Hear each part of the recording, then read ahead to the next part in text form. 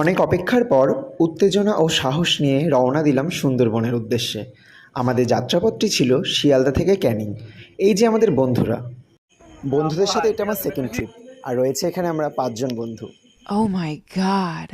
তারপর ক্যানিং থেকে travel destination আমাদের অটো করে পৌঁছে দিল সুন্দরবনের প্রবেশঘাটে সোনাখালি। পথের মাঝে এই অপরূপ সৌন্দর্য যেন চোখ ফেরাতেই দিচ্ছে না।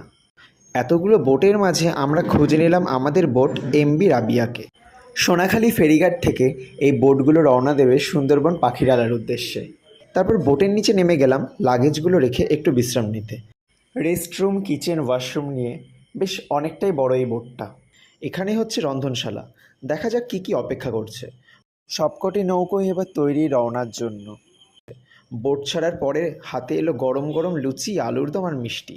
খাওয়া শেষ করতেই হাতে পেলাম কোল্ড স্কোয়াশ, সুইং। এরপর দক্ষিণ বাংলার এই সৃষ্টি আর বাঘমামার দর্শনের আশায় রইলাম।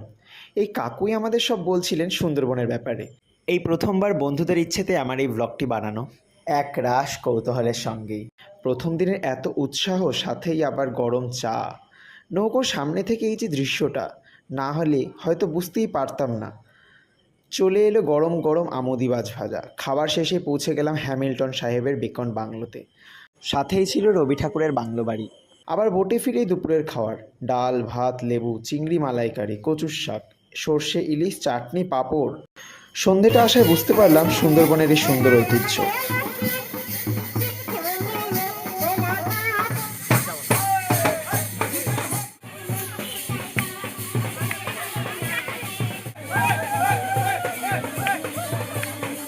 রাতের খাবারে ছিল ডাল, ভাত আর সবার প্রিয় মাটন কারি।